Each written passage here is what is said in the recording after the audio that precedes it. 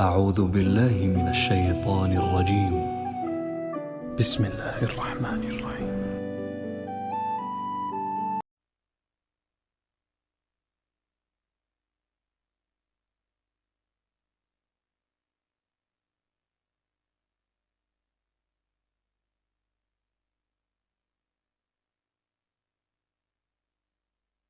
أعوذ بالله من الشيطان الرجيم. بسم الله الرحمن الرحيم.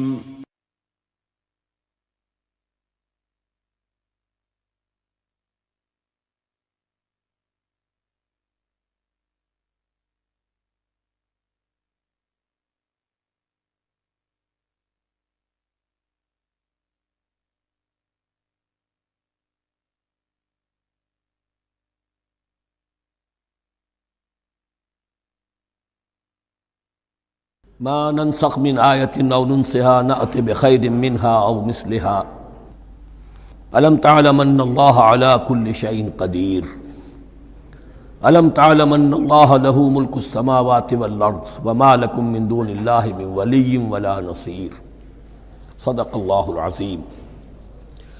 ان آیات مبارکہ کا ترجمہ اگرچہ ہم کر چکے ہیں، لیکن اس کا جو اصل مفہوم ہے اور اس کا پس منظر ہے اس کو سمجھنا ضروری ہے۔ آپ کو معلوم ہے کہ اللہ کا دین آدم سے لے کر این دم تک ایک ہی ہے۔ نوح کا دین، موسیٰ کا دین، عیسیٰ کا دین، محمد کا دین صلی اللہ علیہ وسلم علیہ السلام، دین ایک ہی ہے۔ شریعتوں میں فرق رہا ہے، اور یہ فرق جو رہا ہے اس کا اصل سبب یہ ہے کہ نوع انسانی مختلف اعتبارات سے ارتقاء کی مراحل طے کر رہی تھی۔ ذہنی پختگی، شعور کی پختگی، پھر سوشل ایولیوشن، تمدنی ارتقاء، یہ مسلسل جاری تھا۔ لہذا اس ارتقاء کے جس مرحلے میں رسول آئے اسی کی مناسبت سے ان کو تعلیمات دے دی گئیں۔ ان میں وہ حصے بھی تھے کہ جو ایٹرنل ہیں، جو ہمیشہ رہیں گے، اور ایسے بھی تھے کہ جو اس زمانے کی مناسبت سے تھے۔ اب جب اگلا رسول آئے گا تو ظاہر بات ہے کہ ان میں سے کچھ چیزوں میں تغیر و تبدل ہو جائے گا، کچھ چیزیں نئی آ جائیں گی، کچھ پرانی ساقط ہو جائیں گی۔ یہ پرانی چیزوں کا ساقط ہونا یہ کہلاتا ہے ناسخ ہونا، ناسخ و منسوخ کا مسئلہ، کہ وہ حکم منسوخ ہو گیا اور اس کی جگہ پر کوئی اور حکم آ گیا ہے۔ یا تو اللہ تعالیٰ تعین کے ساتھ منسوخ فرماتے ہیں، یا یہ کہ اس شے کو سرے سے لوگوں کے ذہنوں سے زائل کر دیتے ہیں۔ اعتراض یہ کر رہے تھے یہودی کہ اگر تو یہ دین وہی ہے جو موسیٰ کا تھا تو ظاہر بات ہے کہ پھر شریعت پوری وہی ہونی چاہیے۔ اس کے اعتراض کا جواب ہے جو یہاں دیا جا رہا ہے، اور یہی مسئلہ پھر قرآن میں بھی ہے۔ قرآن کی بھی تدریج کے ساتھ شریعت کی تکمیل ہوئی ہے۔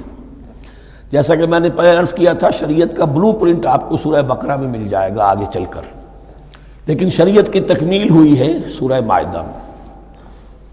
یہ جو تقریباً 5-6 سال کا وقفہ ہے، اس میں کچھ احکام شروع میں دیے گئے، پھر ان میں رد و بدل کر کے، اور پھر آخر میں الیوم اکملت لکم دینکم واتممت علیکم نعمتی ورضیت لکم الاسلام دینا۔ یہ ناسخ و منسوخ کا مسئلہ صرف سابقہ شریعتوں اور شریعت محمدی میں نہیں ہے صلی اللہ علیہ وسلم، بلکہ خود شریعت محمدی میں بھی زمانی اعتبار سے ارتقاء ہوا ہے۔ کہ پہلے شراب کے بارے میں حکم دیا گیا کہ اس کی مضرت زیادہ ہے، گناہ کا پہلو زیادہ ہے، کچھ فائدے بھی ہیں، بس۔ اس کے بعد آیا اگر شراب کے نشے میں ہو تو نماز مت پڑھو، نماز کے قریب مت جاؤ۔ پورے مائدہ میں آخری حکم آ گیا، حل انتم منتہون، اب باز آتے ہو کہ نہیں آتے، حرام کر دیا گیا۔ تو یہ تدریجاً ہوا ہے۔ تو ناسخ و منسوخ قرآن میں بھی ہے، اور ناسخ و منسوخ قرآن اور تورات کے مابین بھی ہے۔ تو ہم نہیں منسوخ کرتے کوئی آیت یا بھلوا دیتے ہیں اس کو، نأت بخیر منہا، ہم اس سے بھی بہتر لے آتے ہیں، او مثلہا، یا اس جیسی ہی۔ الم تعلم ان اللہ علی کل شیء قدیر، اب یہ کہ یہ تو اللہ کی اتھارٹی ہے، مالک الملک وہ ہے، دین اس کا ہے، اس میں وہ جس طریقے سے چاہے کسی چیز کے اندر تبدیلی پیدا کر دے۔ الم تعلم ان اللہ لہ ملک السماوات والارض ما لکم من دون اللہ من ولی ولا نصیر ام تريدون ان تسألوا رسولکم کما سئل موسیٰ من قبل، کیا تم یہ چاہتے ہو کہ سوال کرو یا مطالبہ کرو اپنے رسول سے بھی اسی طرح کے جس طرح کی باتیں کی گئی تھی موسیٰ سے پہلے؟ مثلا ہم دیکھ چکے ہیں کہ ان سے کہا گیا کہ ہم نہیں مانیں گے جب تک کہ اللہ کو دیکھ نہ لے عیاناً، یا اسی طرح کے اور مطالبے جو حضرت موسیٰ علیہ السلام سے کیے جاتے تھے۔ یہاں مسلمانوں کو سکھایا جا رہا ہے کہ اس روش سے باز آؤ، ایسی بات تمہارے اندر پیدا نہیں ہونی چاہیے۔ وَمَن يَتَبَدَّلِ الْكُفْرَ بِالْإِيمَانِ فَقَدْ ضَلَّ سَوَاءَ السَّبِيلِ، ظاہر بات ہے ایسی حرکتیں بھی اب مسلمانوں میں سے بھی جو منافقین ان میں شامل تھے وہی کر رہے ہوں گے۔ اس لیے فرمایا کہ جو کوئی ایمان کو ہاتھ سے دے کر کفر کو لے لے گا، یعنی منافق چونکہ دو طرفہ ہوتا ہے، اب اس کا بھی امکان ہوتا ہے کوئی یکسو ہو جائے کفر کی طرف، اور اس کا بھی امکان ہوتا ہے کہ بالآخر یکسو ہو جائے ایمان کی طرف۔ مذبذبین بین ذالک کی کیفیت میں جو مبتلا ہے، اس کے دو یہ امکانات ہیں۔ تو جو کفر کی طرف جا کر مستقل طور پر راغب ہو گیا اس کا ذکر ہے۔ وَمَن يَتَبَدَّلِ الْكُفْرَ بِالْإِيمَانِ فَقَدْ ضَلَّ سَوَاءَ السَّبِيلِ، تو وہ تو سیدھی راہ سے بھٹک گیا۔ وَدَّ كَثِيرٌ مِّنْ أَهْلِ الْكِتَابِ لَوْ يَرُدُّونَكُم مِّن بَعْدِ إِيمَانِكُمْ كُفَّارًا، اہل کتاب میں سے بہت سے لوگ ہیں جو چاہتے ہیں کہ کسی طرح لوٹا کر لے جائیں تمہیں تمہارے ایمان کے بعد پھر کفار بنا دیں۔ یہ ایسے ہی ہے کہ جیسے کسی بلی کی دم کٹ جائے تو وہ یہ چاہے گی کہ ساری بلیوں کی دمیں کٹ جائیں کہ وہ کوئی علیحدہ سے نمایاں نہ رہے۔ تو وہ چاہتے تھے کہ یہ چیزیں جو ہیں ان کو واپس لے آیا جائے، اہل ایمان کو بھی کفر میں لے آیا جائے۔ حسدا من عند انفسہم، اور یہ ان کا طرز عمل ان کے حسد کی وجہ سے کہ کیوں یہ نعمت جو ہے ان کو دے دی گئی۔ من بعد ما تبین لہم الحق، اس کے بعد کہ ان پر حق بالکل واضح ہو چکا ہے، وہ جان چکے ہیں، پہچان چکے ہیں، کسی مغالطے میں نہیں ہے، غلط فہمی میں نہیں ہے۔ فاعفوا واصفحوا، یہ بہت اہم ہے مقام۔ تو اے مسلمانوں تم معاف کرتے رہو اور صرف نظر سے کام لو۔ اس کا اصل مطلب کیا ہے؟ ابھی تو چونکہ مدنی دور کا آغاز ہو رہا ہے، ابھی کشمکش کے اور کشاکش کے اور مقابلے کے اور تصادم کے بڑے سخت مراحل آ رہے ہیں۔ چونکہ تمہارا سب سے پہلا جو محاذ ہے وہ تو کفار مکہ کے خلاف ہے، سب سے بڑھ کر وہی آئیں گے، تم پر حملے کریں گے، جنگیں ہوں گی، تو فوری طور پر یہ جو آستین کے سانپ ہیں ان کو ابھی چھیڑو مت، جب تک یہ پڑے رہیں ڈورمنٹ، انہیں پڑا رہنے دو۔ ایک وقت آئے گا، یہاں یوں سمجھیے کہ یہ حکم دیا رہا ہے فی الحال انہیں چھیڑو مت، ان کے طرز عمل کے بارے میں زیادہ توجہ نہ دو، فاعفو، معاف کرتے رہو، درگزر کرتے رہو۔ اور وصفحو کہتے ہیں، صفح کہتے ہیں ایک طرف کا، یہ صفح ہے، یہ ورق ہے، صرف نظر کر لینا، دیکھا اندیکھا کر لینا، نظر انداز کر دینا، حتی یاتی اللہ بامرہ، یہاں تک کہ اللہ اپنا فیصلہ لے آئے۔ ایک وقت آئے گا کہ پھر مسلمانوں کو غلبہ آخری حاصل ہو جائے گا، اور جب جو یہ باہر کے دشمن ہیں ان سے تم نمٹ لو گے، پھر یہ کہ ان اندرونی دشمنوں کے خلاف بھی تمہیں اب آزادی دی جائے گی کہ ان کو بھی ان کے کیفر کردار تک پہنچا دو۔ ان اللہ علی کل شیء قدیر، یقیناً اللہ ہر چیز پر قادر ہے۔ واقیموا الصلاۃ وآتوا الزکاۃ، نماز قائم رکھو، زکوٰۃ دیتے رہو۔ وما تقدموا لانفسکم من خیر تجدوہ عند اللہ، اور جو کچھ بھی تم خیر میں سے، بھلائی میں سے اپنے لیے آگے بھیجو گے، کوئی مال خرچ کر رہے ہو تو خرچ کہاں ہو گیا؟ وہ تو اللہ کے ہاں ڈپازٹ ہو گیا، جمع ہو گیا۔ وما تقدموا لانفسکم من خیر تجدوہ عند اللہ، اسے اللہ کے پاس پاؤ گے۔ ان اللہ بما تعملون بصیر، یقیناً جو کچھ تم کر رہے ہو اللہ اسے دیکھ رہا ہے۔ وقالوا لن يدخل الجنۃ الا من كان هودا او نصارى، اب دیکھیے جب یہ نئی امت اب تشکیل پا رہی ہے تو یہودی اور نصرانی جو ایک دوسرے کے دشمن تھے مسلمانوں کے مقابلے میں جمع ہو گئے، انہوں نے کہنا یہ شروع کیا، وقالوا لن يدخل الجنۃ، ہرگز نہیں داخل ہوگا جنت میں، الا من کان ہودا او نصارا، سوائے اس کے جو یا تو یہودی ہو یا نصرانی ہو۔ وقالوا لن يدخل الجنۃ الا من کان ہودا او نصارا تلک امانیہم، یہ لفظ دوبارہ آ گیا، یہ ان کی خواہشات ہیں، من گھڑت خیالات ہیں، ان کی وشفل تھنکنگ ہے۔ قل ہاتوا برہانکم ان کنتم صادقین، کہو ان سے لاؤ کوئی دلیل اگر تم سچے ہو، دلیل کتاب سے لاؤ، کہیں تورات میں لکھا ہے یہ، کہیں یہ انجیل میں لکھا ہے، جو تورات اور جو انجیل تمہارے پاس ہے اسی میں سے دکھا دو کہ یہ لکھا ہوا ہو، کہیں لکھا ہوا نہیں۔ اب یہاں پر وہ یونیورسل ٹروتھ آ رہا ہے، بلا من اسلم وجہہ للہ وہو محسن، کیوں نہیں، ہر وہ شخص کے جو اپنا چہرہ اللہ کے سامنے جھکا دے اور وہ محسن ہو، اس کا رویہ صدق پر، سچائی پر، حسن کردار پر مبنی ہو، سر کا جھکانا منافقانہ نہ ہو، جزوی نہ ہو کہ کچھ مانا کچھ نہیں مانا۔ بلا من اسلم وجہہ للہ وہو محسن فلہ اجرہ عند ربہ، تو اس کے لیے اس کا اجر محفوظ ہے اس کے رب کے پاس، فلا خوف علیہم ولا هم یحزنون، نہ ان پر کوئی خوف ہوگا اور نہ ہی وہ حزن سے دوچار ہوں گے۔ یہ دوسری آیت ہے کہ جس سے کچھ لوگوں نے استدلال کیا ہے کہ ایمان بالرسالت ضروری نہیں ہے۔ اب دیکھیے اس کا جواب وہی ہوگا، نمبر ایک تو یہ، ہر جگہ پر ساری چیزیں بیان نہیں کی جایا کرتی، کوئی چیز کہیں بیان کی گئی، کوئی کہیں بیان کی گئی ہے۔ کتاب کو لینا ہے تو پوری کو پوری ایک کتاب کی حیثیت سے۔ دوسرا یہ کہ یہ سارا سلسلہ کرام جو ہے، جو دو بریکٹس کے مابین آ رہا ہے، اس میں پہلے سے ہے وَآمِنُوا بِمَا أَنزَلْتُ مُصَدِّقًا لِمَا مَعَكُمْ وَلَا تَكُونُوا أَوَّلَ كَافِرٍ بِهِ، تو وہ تو ضرب کھا رہی ہے اس پورے کے پورے مضامین کے سلسلے سے جو ان دو بریکٹوں کے درمیان آ رہا ہے۔ اب دیکھیے ایک طرف تو ان کا کہنا یہ تھا کہ جنت میں داخل نہیں ہوگا مگر وہی جو یہودی ہو یا نصرانی ہو۔ اب عمل کیا ہے؟ وَقَالَتِ الْيَهُودُ لَيْسَتِ النَّصَارَىٰ عَلَىٰ شَيْءٍ، یہودی کہتے ہیں نصارہ کی کوئی حیثیت نہیں، کوئی بنیاد نہیں، کوئی جڑ نہیں۔ وَقَالَتِ النَّصَارَىٰ لَيْسَتِ الْيَهُودُ عَلَىٰ شَيْءٍ، اور نصارہ کہتے ہیں کہ یہود کی کوئی بنیاد نہیں، بے بنیاد لوگ ہیں، کوئی حقیقت ان کی حقانیت ہے ہی نہیں۔ وَهُمْ يَتْلُونَ الْكِتَابَ، اور مزہ یہ ہے کہ دونوں ایک کتاب پڑھ رہے ہیں۔ اولڈ ٹیسٹمنٹ تو مشترک ہے یہودیوں میں اور عیسائیوں میں، یہ بہت اہم نکتہ ہے۔ اور جدید عیسائیت میں جو ایک بہت بڑی طاقت ابھر رہی ہے امریکہ میں، وہ ہے کہ جو یہ عیسائیت کو جیوڈائز کر رہی ہے، کیونکہ رومن کیتھولک مذہب جو تھا اس نے تو چونکہ گویا کہ سارا رشتہ توڑ لیا تھا بائبل سے، سارا اختیار پوپ کے ہاتھ میں آ گیا تھا، لیکن پروٹیسٹنٹس نے پھر بائبل کو قبول کیا۔ اب اس کی منطقی انتہا یہ کہ اولڈ ٹیسٹمنٹ کے اوپر بھی اب ان کی توجہ ہو رہی ہے کہ آخر یہ بھی تو ہم مانتے ہیں کہ ہماری کتاب ہے اور اس میں جو کچھ لکھا ہے اس کو نظر انداز کیسے کر سکتے ہیں۔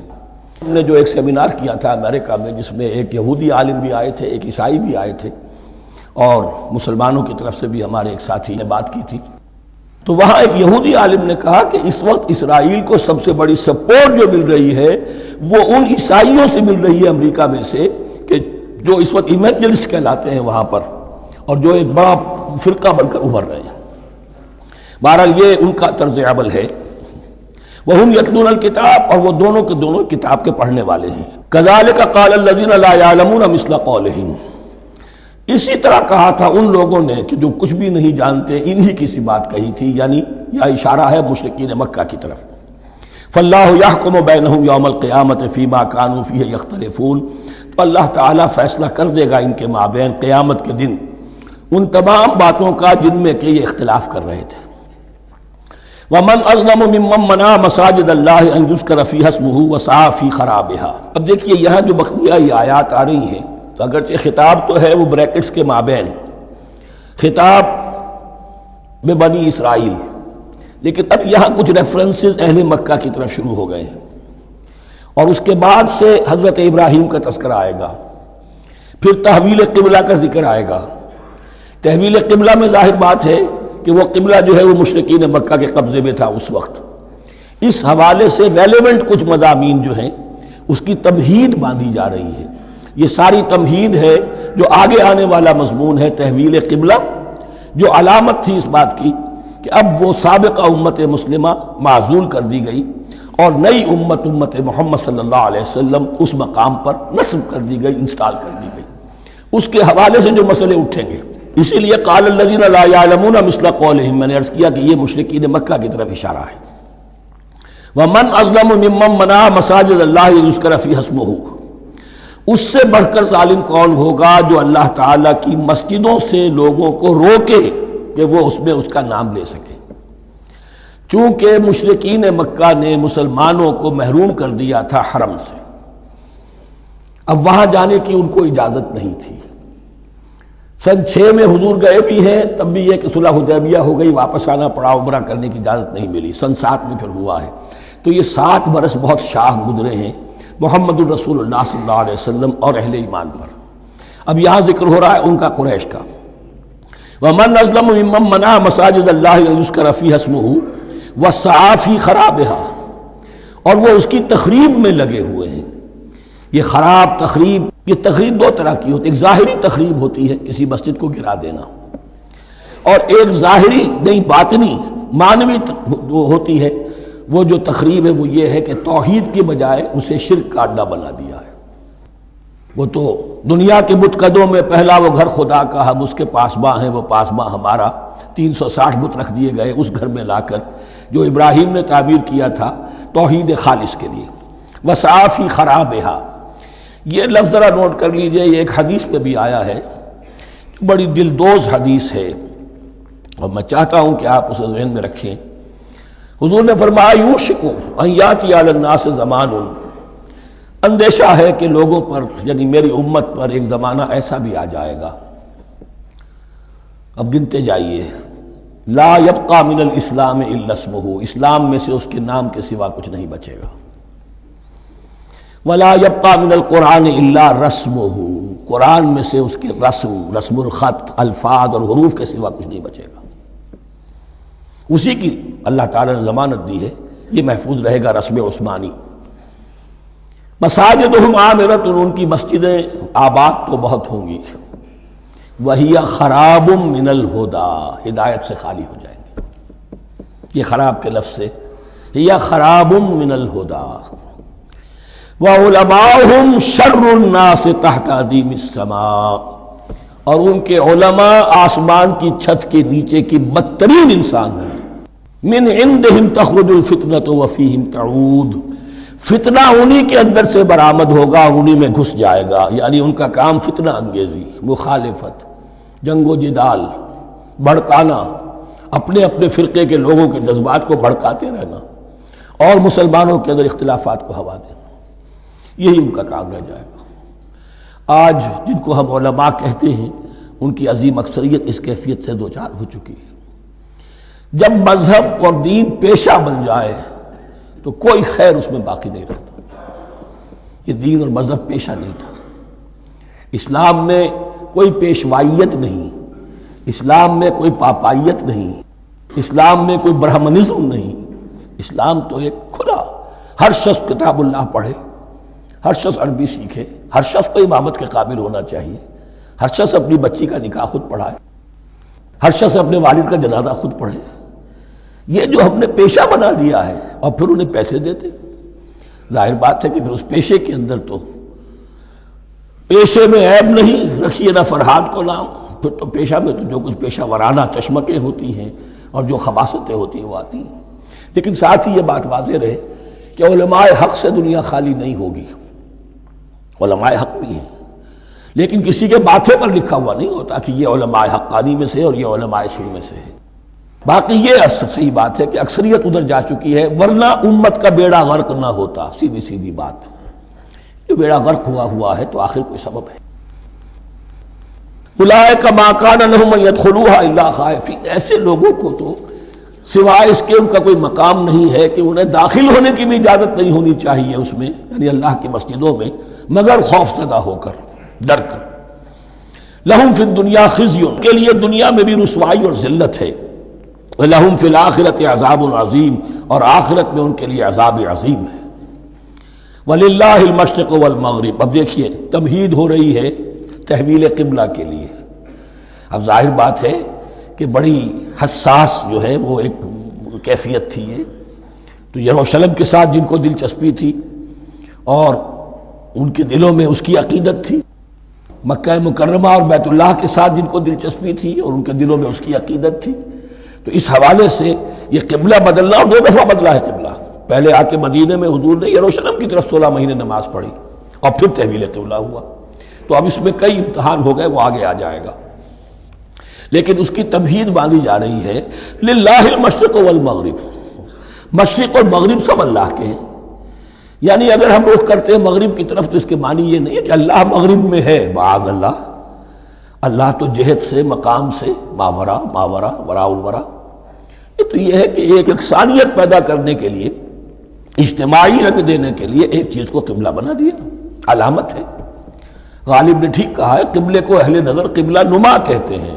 قبلہ جو ہے وہ مسجود تو نہیں ہے پرے سرحد ادراک سے اپنا مسجود، قبلے کو اہل نظر قبلہ نما کہتے ہیں۔ للہ المشرق والمغرب فینما تولوا فثم وجہ اللہ، جدھر بھی تم رخ کرو گے وہ اللہ ہی کا رخ ہے۔ ان اللہ واسع علیم، یقیناً اللہ بہت وسعت والا ہے، بہت وسعت والا ہے، وہ کسی سمت میں محدود نہیں ہے، اور علیم ہے، ہر شے کا جاننے والا ہے۔ دیکھیے یہاں یہ آیت کہہ کے اور چھوڑ دیا مسئلہ، اگلے مسئلے پر آ گئے۔ آگے آپ کو پتہ چلے گا کہ یہ در حقیقت ایک تمہید باندھی جا رہی ہے تحویل قبلہ کے لیے۔ وقالوا اتخذ اللہ ولدا سبحانہ، اور ان میں وہ بھی ہیں، اب ظاہر بات ہے یہاں پھر اشارہ ہو رہا ہے وہ اہل مکہ کی طرف، جنہوں نے یہ کہا ہے کہ اللہ نے اولاد اپنے لیے اختیار کی، یعنی وہ کہتے تھے کہ یہ جو فرشتے ہیں یہ اللہ کی بیٹیاں ہیں، نصارہ کہتے تھے کہ حضرت مسیح اللہ کے بیٹے ہیں، اور یہودیوں کا بھی ایک گروہ ایسا تھا جو حضرت عزیر کو اللہ کا بیٹا کہتا تھا۔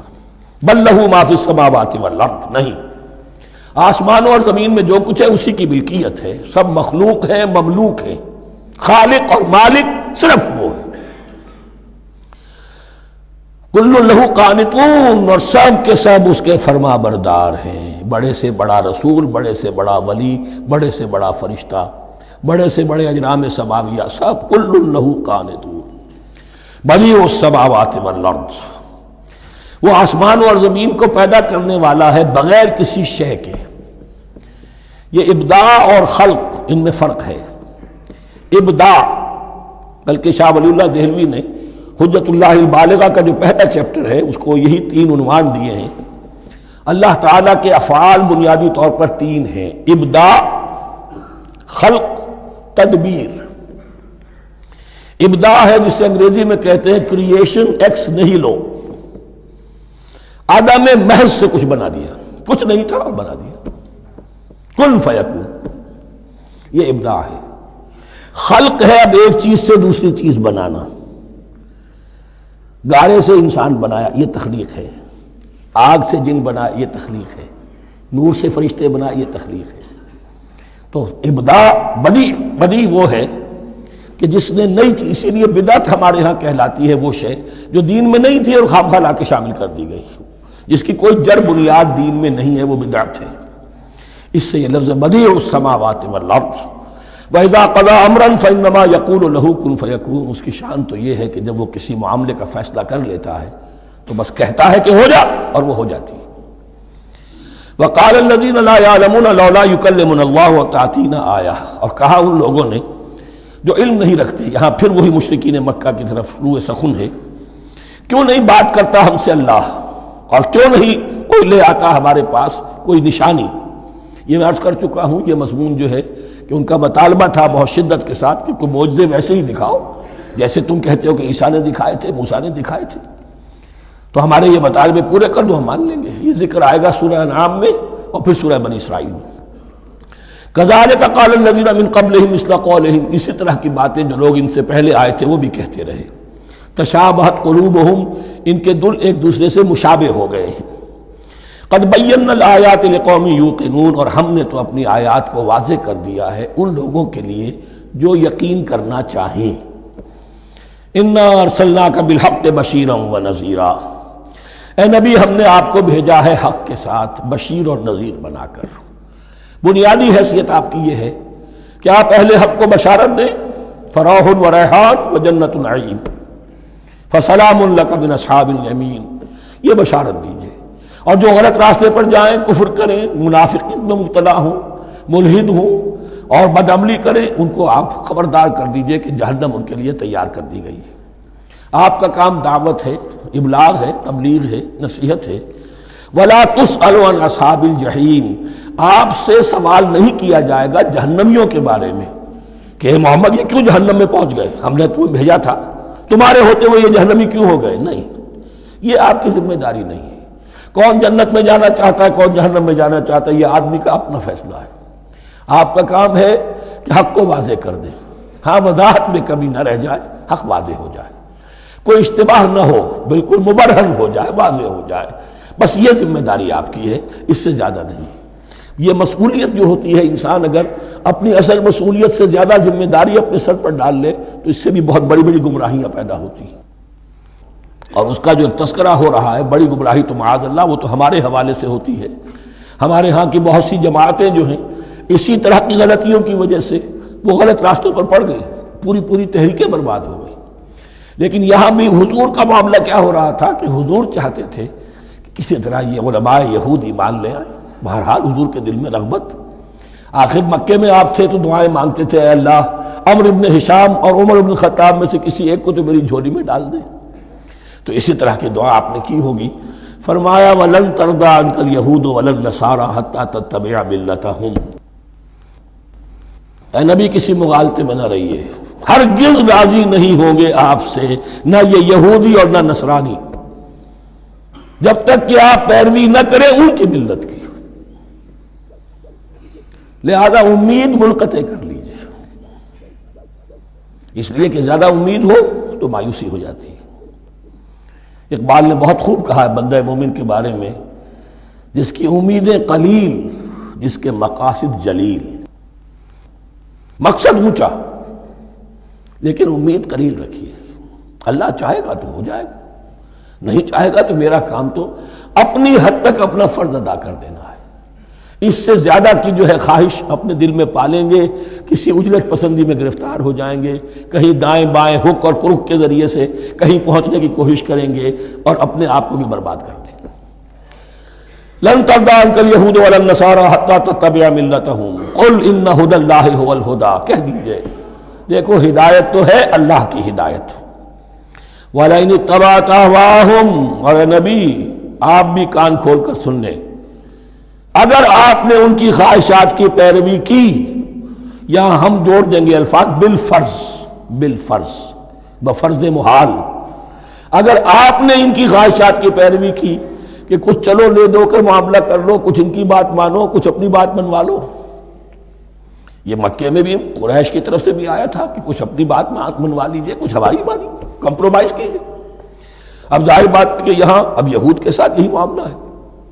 وَلَئِنِ اتَّبَعْتَ أَهْوَاءَهُمْ بَعْدَ الَّذِي جَاءَكَ مِنَ الْعِلْمِ مَا لَكَ مِنَ اللَّهِ مِنْ وَلِيٍّ وَلَا نَصِيرٍ، اور اگر بفرض محال آپ نے پیروی کی ان کی خواہشات کی، اس کے بعد کہ آپ کے پاس علم آ چکا، تو نہیں ہوگا کوئی بھی اللہ کے مقابلے میں آپ کے لیے کوئی مددگار یا حمایتی۔ معاذ اللہ، حق کی تلوار بڑی ننگی ہے، اور یہاں اللہ کا عدل یہ فرد سے فرد تک بدلتا نہیں ہے، نہ امت سے امت کی طرف بدلے گا، قوم اور کسی اور قوم سے ایک معاملہ، کسی دوسری قوم سے کوئی اور معاملہ نہیں۔ اللہ کے اصول ہیں، اللہ کے قوانین ہیں، اس کی فطرت ہے، فطرت اللہ التی فطر الناس علیہا، پھر یہ کہ اس کی سنت ہے، لن تجد لسنت اللہ تحویلا ولن تجد لسنت اللہ تبدیلا۔ الذین آتیناہم الکتاب یتلونہ حق تلاوتہ، وہ لوگ کہ جنہیں ہم کتاب دیتے ہیں وہ اس کی تلاوت کرتے ہیں جیسا کہ اس کی تلاوت کا حق ہے۔ اس پر میں نے اپنے کتابچے میں بحث کی ہے، تلاوت کا اصل حق کیا ہے۔ مسلمانوں پر قرآن مجید کے حقوق نامی کتابچہ، اب یہاں پہ تفصیل سے بیان کرنے کا وقت نہیں ہے، لیکن ایک بات جان لیجئے کہ تلاوت کا لفظ جو قرآن کے لیے قرآن نے اختیار کیا، یہ بڑا ذو معنیین ہے۔ تلا یتلو ہم اسے بھی کہتے ہیں پڑھنا، اور تلا یتلو کسی کے پیچھے پیچھے چلنے کو کہتے ہیں۔ والشمس وضحاها والقمر اذا تلاها، سورج کے بعد پیچھے آتا ہے چاند۔ تو یتلو کے معنی کیا ہے؟ when you are reading the book you are following the text۔ بعض لوگوں کو دیکھا ہوگا انگلی ان کی چلتی ہے ساتھ ساتھ، وہ بیچارے جو زیادہ ماہر نہیں ہیں تو تاکہ نگاہ ادھر سے ادھر نہ ہو جائے، ایک سطر سے دوسری سطر پر نہ پہنچ جائے، انگلی بھی ساتھ ساتھ پھیرتے ہیں، تو فالوئنگ دی ٹیکسٹ۔ لیکن اس تلاوت کا اصل حق کیا ہوگا؟ جب آپ اس کتاب کو فالو کریں، اسے اپنا امام بنائیں، اس کے پیچھے چلیں، اس کا اتباع کریں، اس کی پیروی کریں، جس کی کہ دعا ہم کرتے ہیں وَاجْعَلْهُ لَنَا إِمَامًا وَنُورًا وَهُدًى وَرَحْمَةً، تو اللہ تو بنائے گا ہمارا امام اس کو اسی وقت جب کہ ہم فیصلہ کر لیں کہ ہم اس کتاب کے پیچھے چلیں گے۔ الذین آتیناہم الکتاب یتلونہ حق تلاوتہ اولئک یؤمنون بہ، جو اللہ کی کتاب کی تلاوت کا حق ادا کرے اور اس کی پیروی بھی کرے، وہی ہیں جو اس پر ایمان رکھتے ہیں۔ جو نہ تلاوت کا حق رکھتے ہوں ادا کریں، نہ پیروی کریں، وہ دعویٰ کریں کہ ہمارا ایمان ہے تورات پر اور کتاب پر، تو یہ دعویٰ جو ہے جھوٹا دعویٰ ہے۔ میں وہ حدیث آپ کو سنا چکا ہوں، ما آمن بالقرآن من استحل محارمہ، جس شخص نے قرآن کی کسی حرام کردہ شے کو اپنے لیے حلال کر لیا، اس کا قرآن پر کوئی ایمان نہیں۔ وَمَن يَكْفُرْ بِهِ فَأُولَٰئِكَ هُمُ الْخَاسِرُونَ، اور جو اس کا کفر کرے گا تو وہی لوگ ہیں خسارے میں رہنے والے۔ اب وہ بریکٹ بند ہو رہی ہے، وہ آیت کے جو چھٹے رکوع کے شروع میں آئی تھی دوبارہ آ گئی جوں کہ توں، یا بنی اسرائیل اذکروا نعمتی التی انعمت علیکم وانی فضلتکم علی العالمین۔ یہ ترتیب ذہن میں رکھیے۔ اور دوسری آیت بھی جو کہ تو، صرف یہ ہے کہ ترتیب تھوڑی سی بدلی ہے۔ بریکٹ یوں بناتے ہیں تو اس کی چونچ ادھر ہوتی ہے تو اس کی چونچ ادھر ہوتی ہے، تو اسی طریقے سے ذہن میں رکھیے کہ دوسری آیت کی ترتیب تھوڑی سی بدل دی ہے، درمیانی، اور وہ بھی درمیان میں چونچ والا معاملہ جو ہوتا ہے۔ وَاتَّقُوا يَوْمًا لَا تَجْزِي نَفْسٌ عَن نَفْسٍ شَيْئًا، یہ تو جو کہ تو وہی ہے، ڈرو اس دن سے جس دن کوئی جان کسی دوسری جان کے کام نہ آ سکے گی۔ وَلَا يُقْبَلُ مِنْهَا عَدْلٌ، وہاں کیا تھا وَلَا يُقْبَلُ مِنْهَا شَفَاعَةٌ، یہاں کیا آیا وَلَا يُقْبَلُ مِنْهَا عَدْلٌ، نہ اس سے کوئی فدیہ قبول کیا جائے گا۔ وَلَا تَنفَعُهَا شَفَاعَةٌ، یہ شفاعت بعد میں لے آئے، عدل پہلے لے آئے، وہاں شفاعت پہلے ہے عدل بعد میں، بس یہ تبدیلی ہے۔ وَلَا هُمْ يُنصَرُونَ، اور یہ پھر جو کا تو وہی جو پہلی آیت میں تھا، جو چھٹے رکوع کی دوسری آیت ختم ہوئی، نہیں انہیں کوئی مدد مل سکے گی۔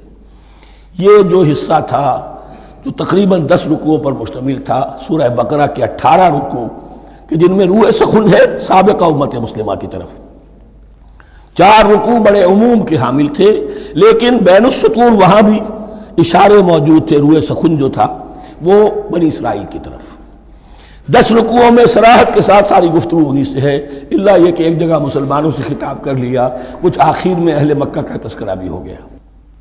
اب اس کے بعد ذکر شروع ہو رہا ہے حضرت ابراہیم علیہ السلام کا۔ وہ بات سمجھ لیجئے کہ کیا وجہ ہے اس کی۔ دیکھیے حضرت ابراہیم کی نسل کی یہ 2 شاخیں چلی، ویسے تو 3 ہیں۔ عام طور پر لوگوں کے علم میں ہے کہ 2 بیویاں تھیں، حضرت ہاجرہ سے حضرت اسماعیل پیدا ہوئے، بڑے تھے، حضرت سارہ سے حضرت اسحاق، ان کے بیٹے یعقوب، یعقوب کے 12 بیٹے بنی اسرائیل۔ حضرت اسماعیل کو حضرت ابراہیم نے آباد کیا خانہ کعبہ کے پاس لا کر، بواد غیر ذی زرع، تو وہاں یہ جو ایک نسل چلی۔ لیکن نبوت جو ہے حضرت ابراہیم کے بعد حضرت اسماعیل کو تو ملی، اس کے بعد مسلسل یوں سمجھیے کہ تقریباً 3000 کا فصل ہے سالوں کا کہ کوئی نبوت اس شاخ میں نہیں آئی۔ نبوت کا سلسلہ چلا دوسری شاخ میں، حضرت یعقوب، حضرت اسحاق، حضرت یعقوب، حضرت یوسف، چلتے جائیے، اور پھر حضرت موسیٰ اور ہارون سے شروع ہو کر حضرت عیسیٰ اور یحییٰ تک 1400 برس مسلسل۔ اگرچہ تیسری شاخ بھی تھی، بنو قطورہ کہلاتے، تیسری اہلیہ آپ کی تھی قطورہ، بنی قطورہ میں سے ان کی اولاد بڑی کثیر تھی، ان میں سے ایک مدین تھے، مدین یا مدیان، ان میں حضرت شعیب کی بعثت ہوئی تھی۔ حضرت شعیب بھی حضرت ابراہیم کی نسل میں سے ہیں، لیکن بنی مدیان میں سے۔ بہرحال اب چونکہ حضور کی بعثت ہوئی بنی اسماعیل میں، ادھر بنی اسرائیل ہیں جن سے یہ خطاب ہو رہا ہے سابقہ امت مسلمہ، اور اب یہ امامت الناس منتقل ہونے والی ہے بنی اسرائیل سے بنی اسماعیل کو۔ تو اب اگر اس انتقال کے وقت نقل، اگر وہ جو کامن فیکٹر ہے اس کا تذکرہ کیا جائے تو بات آسان ہو جائے گی۔ ابراہیم ہی تو جد امجد ہے نا تمہارے، تم یعقوب کی اولاد ہو ٹھیک ہے، لیکن یعقوب کس کے بیٹے تھے؟ اسحاق کس کے بیٹے تھے؟ ابراہیم کے۔ تو یہ دوسری نسل میں تو ابراہیم ہی کی ہے۔ اس حوالے سے ان کے لیے سہل بنایا جا رہا ہے کہ بات کو سمجھو، یہ صرف یہ ہے کہ 2 پیڑھی اوپر جا کر مل گئے اور اللہ خیر سزا۔ اور حضرت ابراہیم نے خانہ کعبہ کی تعمیر کی اور اسے اب مرکز بنانا ہے اہل توحید کا، لہذا یہ ساری گفتگو اب شروع ہو رہی ہے۔ 4 رکوع اب وہ ہیں 15ویں سے شروع ہو کر 18ویں تک جن کا اصل مضمون ہے تحویل قبلہ۔ وَإِذِ ابْتَلَىٰ إِبْرَاهِيمَ رَبُّهُ بِكَلِمَاتٍ فَأَتَمَّهُنَّ، اور ذرا یاد کرو جب ابراہیم کو آزمایا اس کے رب نے بہت سی باتوں میں۔ میرا ایک کتاب چاہے حضرت ابراہیم کی شخصیت پر، حج اور عید الاضحیٰ اور ان کی اصل روح، اور اس میں ایک تحریر ہے ایک تقریر ہے، جو تحریر ہے وہ مجھے بہت پسند ہے کہ کیسے کیسے امتحان آئے ہیں حضرت ابراہیم علیہ السلام پر۔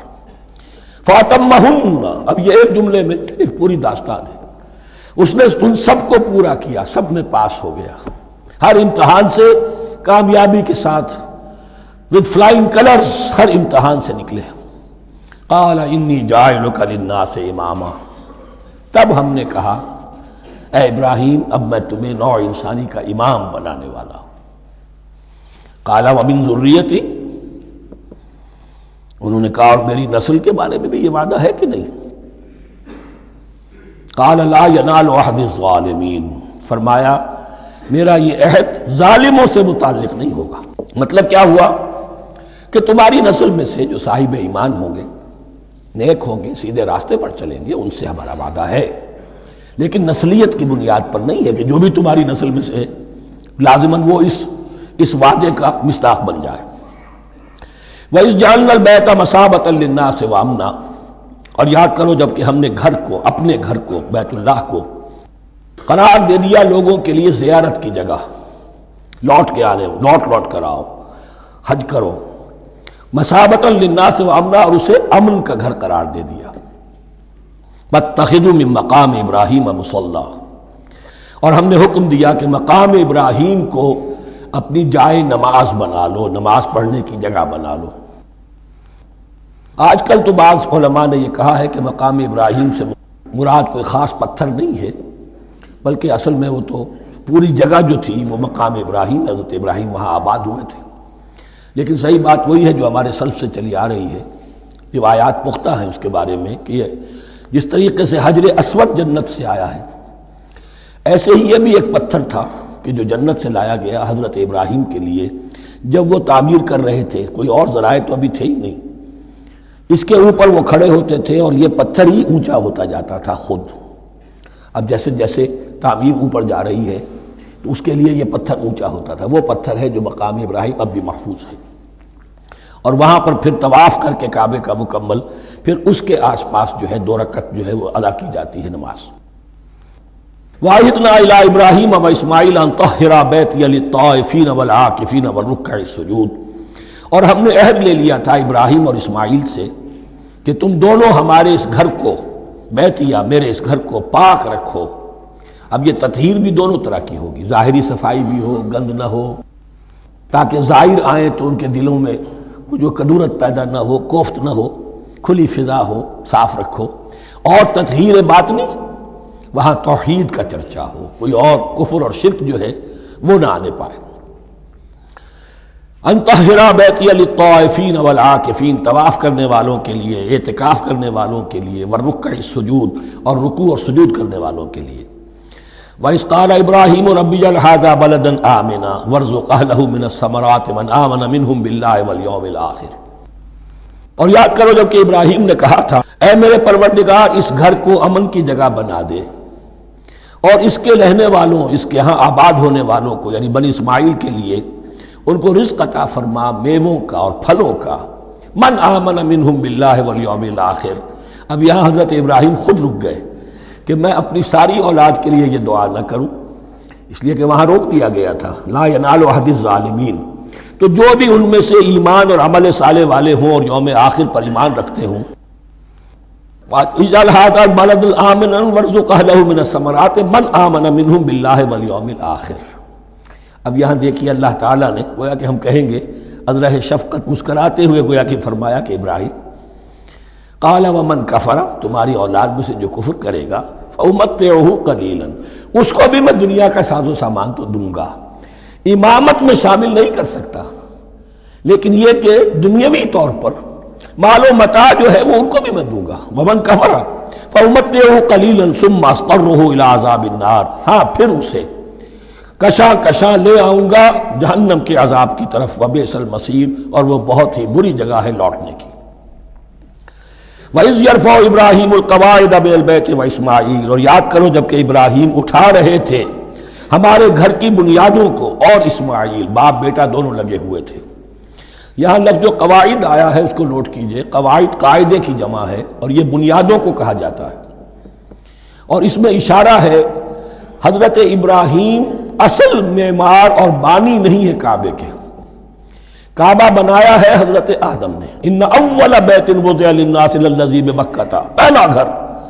اب کیسے ممکن تھا حضرت آدم علیہ السلام کے زمانے سے لے کر اور حضرت ابراہیم تک کم و بیش جو ہے 4000 برس ہے، عام اندازہ جو ہے تورات کا اگر آپ لگائیں تو کوئی مسجد نہیں بنی ہوگی کیا؟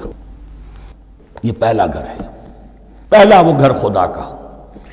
تو اس کی بنیادیں رہ گئی تھیں، باقی وہ امتداد زمانہ سے، اور چونکہ یہ سیلاب کا راستہ تھا، سیلاب کی وجہ سے وہ سب جو ہے دیواریں بہہ گئی تھیں، صرف بنیادیں تھیں۔ ان بنیادوں کو پھر وَإِذْ بَوَّأْنَا لِإِبْرَاهِيمَ مَكَانَ الْبَيْتِ، یہ سورہ حج میں جا کر مضمون تفصیل سے آئے گا۔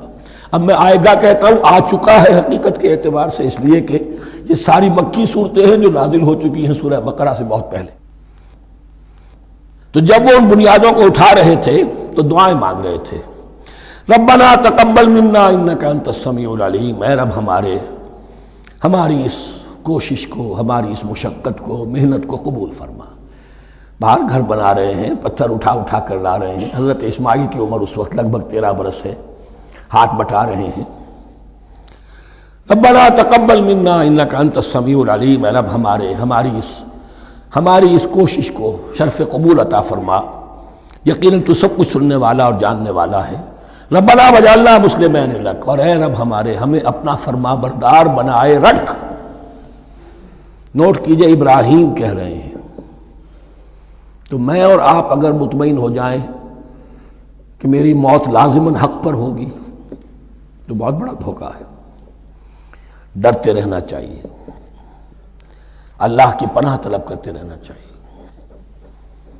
ربنا وجعلنا مسلمین لک، اے اللہ ہم دونوں کو اپنا فرما بردار بنائے رکھ، ومن ذریتنا امۃ مسلمۃ لک، اور ہم دونوں کی نسل میں سے اٹھائیو برپا کی جو ایک امت جو تیری فرما بردار امت ہو۔ وارنا مناسکنا، اور اے پروردگار تیرا گھر تو ہم نے یہ بنا دیا، اب اس کے جو رسومات ہیں وہ ہمیں سکھا، جو مناسک حج ہیں۔ ارنا مناسک، اب کیسے حج کریں، کیا آداب ہوں گے، طواف کیسے ہوگا، کیا کریں گے۔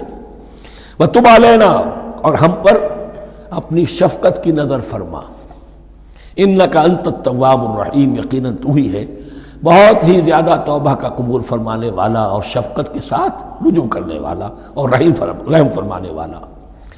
ربنا وبعث فیہم رسولا منہم، اور اے ہمارے پروردگار ہماری اس نسل میں، اب چونکہ ہماری نسل مراد ہے بنی اسماعیل، بنی اسرائیل اسماعیل کی نسل میں سے تو نہیں ہے نا، یہاں دونوں کی نسل سے مراد ہے تو وہ بنی اسماعیل۔ ہماری اس نسل میں اٹھائی ہو ایک رسول انہی میں سے، باہر کا نہ ہو، کوئی مغایرت کا، اجنبیت کا پردہ حائل نہ ہو۔ وہ کیا کرے، یتلو علیہم آیاتک، تیری آیات ان کو پڑھ کر سنائے، وَيُعَلِّمُهُمُ الْكِتَابَ وَالْحِکْمَةَ، اور صرف سنائے نہیں، تعلیم دے انہیں کتاب اور حکمت کی۔ صرف سنا دینا تو بہت آسان کام ہے، سکھانا، تعلیم دینا، دلوں میں بٹھانا، اور حکمت، وَيُزَكِّيهِمْ، اور ان کو پاک کرے، ان کا تزکیہ کرے، ان کے دلوں میں تیری محبت اور آخرت کی طلب کے سوا کوئی طلب باقی نہ رہنے دے۔ انک انت العزیز الحکیم، یقیناً پروردگار تو ہی ہے زبردست اور کمال حکمت والا۔ وَمَن يَرْغَبُ عَن مِّلَّةِ إِبْرَاهِيمَ إِلَّا مَن سَفِهَ نَفْسَهُ، اور ایسا شخص کون سا ہوگا جو ابراہیم کے طریقے سے منہ موڑے۔ یہ رغبت کا لفظ عربی زبان میں دونوں طرف جاتا ہے، رغبہ الہ، کسی شے کی طرف رغبت ہونا، محبت ہونا، میلان ہونا، اور رغبہ عن، کسی شے سے متنفر ہونا، کسی شے سے ابا کرنا، اس کو چھوڑ دینا۔ وَمَن يَرْغَبُ عَن مِّلَّةِ إِبْرَاهِيمَ إِلَّا مَن سَفِهَ نَفْسَهُ، سوائے اس کے جس نے اپنے آپ کو حماقت ہی میں مبتلا کرنے کا فیصلہ کر لیا ہو۔ اور کون ہوگا جو ابراہیم کے طریقے سے منہ موڑے۔ وَلَقَدِ اصْطَفَيْنَاهُ فِي الدُّنْيَا، اور ہم نے تو اسے دنیا میں بھی پسند کر لیا تھا، چن لیا تھا۔ وَإِنَّهُ فِي الْآخِرَةِ لَمِنَ الصَّالِحِينَ، اور یقیناً آخرت میں بھی وہ ہمارے صالح بندوں میں سے ہوں گے۔ اِذْ قَالَ لَهُ رَبُّهُ أَسْلِمْ قَالَ أَسْلَمْتُ لِرَبِّ الْعَالَمِينَ، جب کہا اس سے اس کے پروردگار نے کہ مانو میرا حکم، اس نے کہا پروردگار قبول ہے تیرا حکم، یہاں تک کہ ذبح کرو بیٹے کو، حاضر۔ یہ آخری امتحان تھا، آخری 100 برس کی عمر میں، 87 برس کی عمر میں دعائیں مانگ مانگ کر بیٹا لیا تھا اسماعیل۔ حضرت سارہ کے ہاں کوئی اولاد نہیں ہوئی تھی، اب وہ 13 برس کا تھا، بازو بن گیا تھا، اور اس وقت ذبح کرنے کا حکم آیا۔ جب بھی کہا ہم نے مانو ہمارا حکم، قال اسلمت لرب العالمین، اللہ تعالی ہمیں بھی توفیق دے کہ اس کی پیروی کریں۔ وَوَصَّىٰ بِهَا إِبْرَاهِيمُ بَنِيهِ وَيَعْقُوبُ، اور اسی کی وصیت کی تھی ابراہیم نے بھی اپنے بیٹوں کو اور یعقوب نے بھی۔ یا بنی، وہ کیا تھی نصیحت؟ اے میرے بیٹو، ان اللہ اصطفیٰ لکم الدین، دیکھو اللہ نے تمہارے لیے دین کو پسند فرما لیا ہے۔ کون سا دین؟ فلا تموتن الا وانتم مسلمون، اور دیکھنا موت نہ آنے پائے مگر فرما برداری کی حالت میں۔ یہی بات آئے گی سورہ آل عمران میں مسلمانوں سے خطاب کر کے، یا ایھا الذین آمنوا اتقوا اللہ حق تقاتہ ولا تموتن الا وانتم مسلمون، اور ان الدین عند اللہ الاسلام ومن یبتغ غیر الاسلام دینا فلن یقبل منہ۔ ام کنتم شہداء اذ حضر یعقوب الموت، کیا تم اس وقت موجود تھے جب یعقوب کی موت کا وقت آیا؟ جب آدم کی یعقوب پر موت، یہ لفظی ترجمہ ہوگا، اذ حضر یعقوب الموت اذ قال لبنیہ ما تعبدون من بعدی، حضرت یعقوب نے اپنے سارے بیٹوں کو جمع کیا، 12 کے 12، اور مصر میں پہنچ چکے تھے یہ حضرت یوسف علیہ السلام کے ذریعے سے، جو سورہ یوسف میں ساری کہانی آئے گی، وہاں انتقال ہوا۔ تو انہوں نے اپنے بیٹوں کو جمع کیا، اذ قال لبنیہ ما تعبدون من بعدی، میرے بعد تم کس کی پوجا کرو گے، کس کی پرستش کرو گے؟ یہ بات نہیں تھی کہ انہیں معلوم نہیں تھا، لیکن یہ کہ ایک میثاق، قول و قرار اور پختہ کرنے کے لیے۔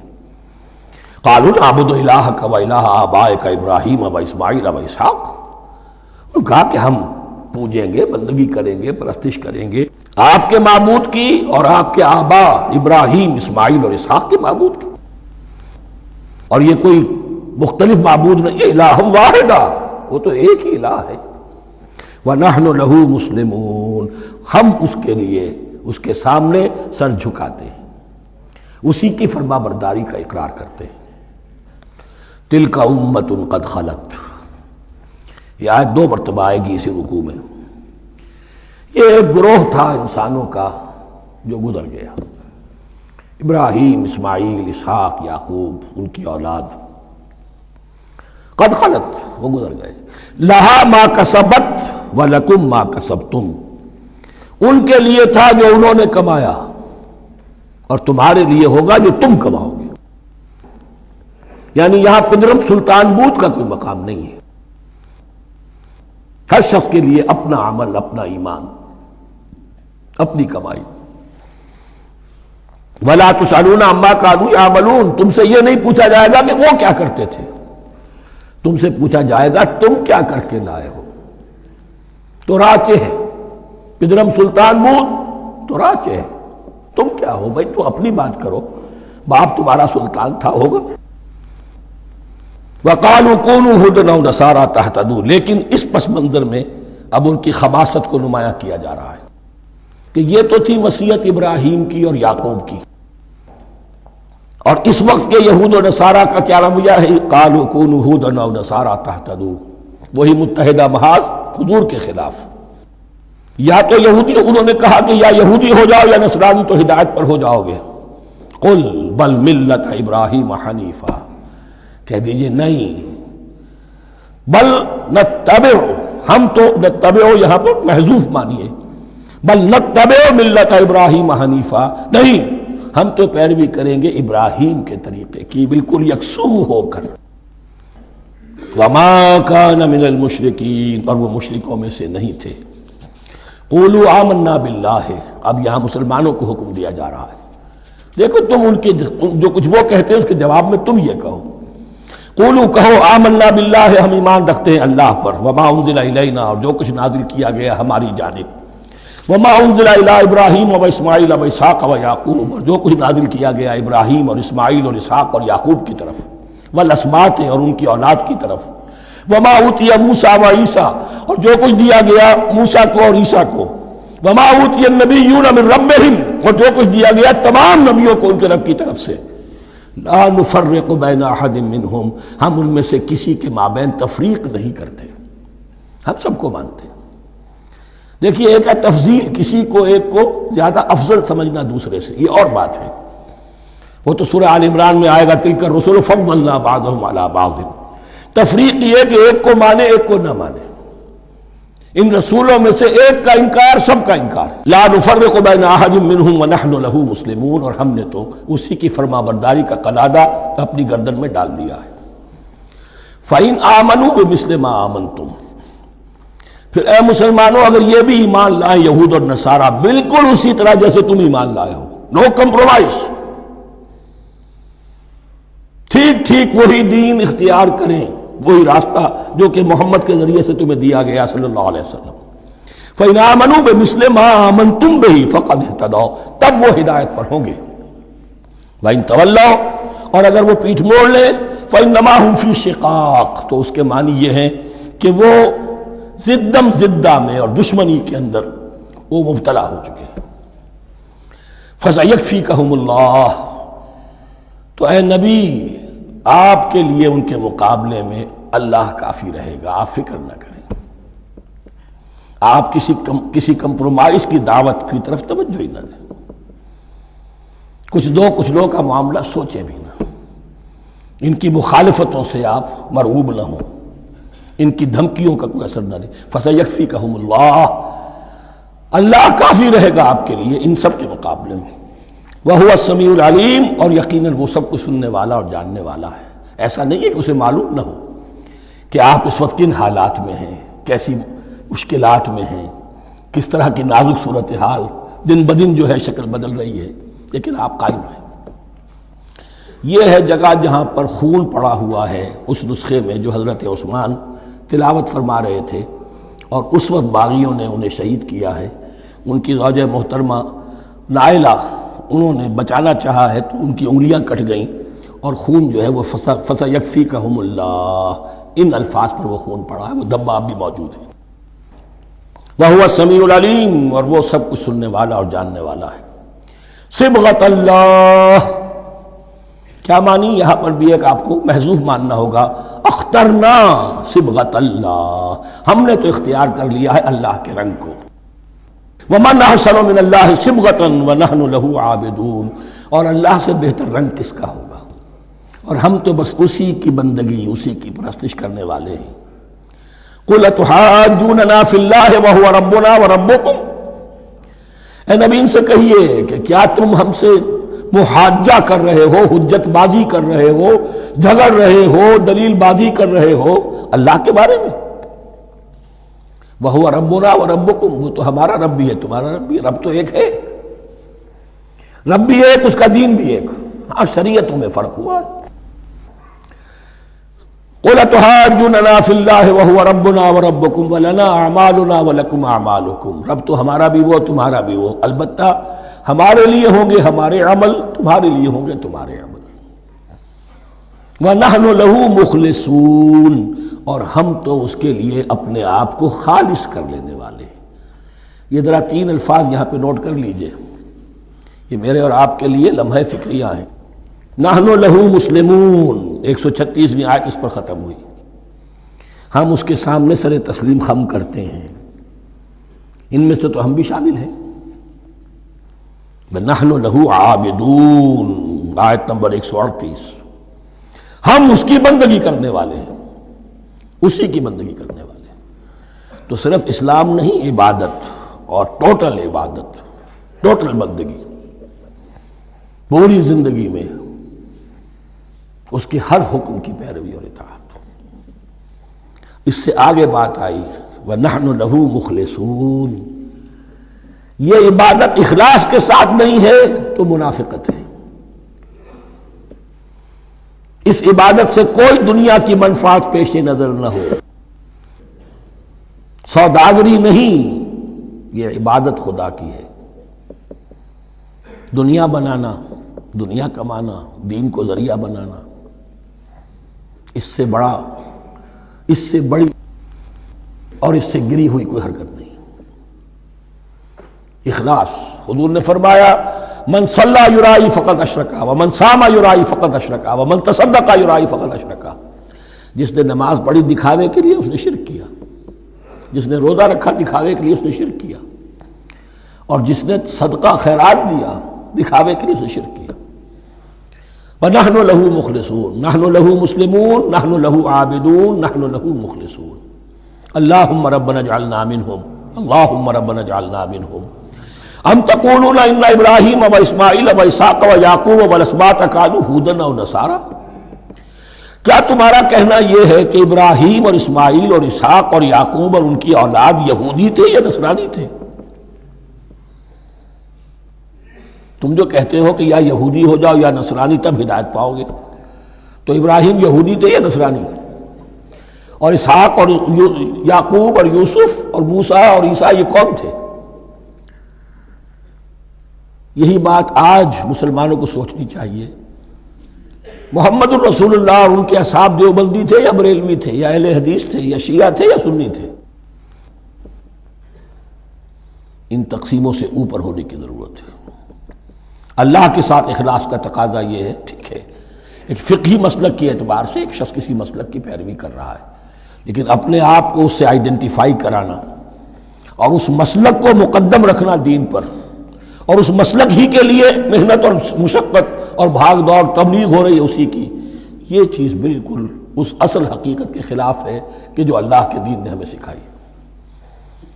ام تقولون ان ابراہیم و اسماعیل و اسحاق و یعقوب والاسباط كانوا هودا او نصارا قل انتم اعلم ام اللہ. کہیے ان سے کہ تم زیادہ جانتے ہو یا اللہ زیادہ جانتا ہے. من اظلم ممن کتم شہادۃ عنده من اللہ. کان کھول کر سن لو، اس سے بڑھ کر ظالم کون ہوگا جس نے اللہ کی ایک گواہی جو اس کے پاس تھی اسے چھپا لیا. تمہارے پاس گواہیاں ہیں، علماء یہود جانتے تھے یہ اللہ کے رسول ہیں جن کے ہم منتظر تھے، اس گواہی کو چھپائے بیٹھے. ومن اظلم ممن کتم شہادۃ عنده من اللہ وما اللہ بغافل عما تعملون. اور اللہ ہرگز غافل نہیں ہے کہ اس سے جو تم کر رہے ہو. تلک امۃ قد خلت. یہ گروہ مقدس جماعت تھی یہ جس کے یہ گلے سرسبد تھے، یہ گزر گئے. لہا ما کسبت ولکم ما کسبتم. جو کمائی انہوں نے کی، جو عمل انہوں نے کمائے وہ ان کے لیے، تمہارے لیے نہیں. تمہارے لیے وہ ہوگا جو تم کماؤ گے. ولا تسألون عما كانوا يعملون. اور تم سے ان کے عمل کے بارے میں نہیں پوچھا جائے گا کہ انہوں نے کیا کیا، تم سے سوال یہ ہوگا کہ تم نے کیا کیا. بارک اللہ لی ولکم فی القرآن العظیم ونفعنی وإیاکم بالآیات والذکر الحکیم.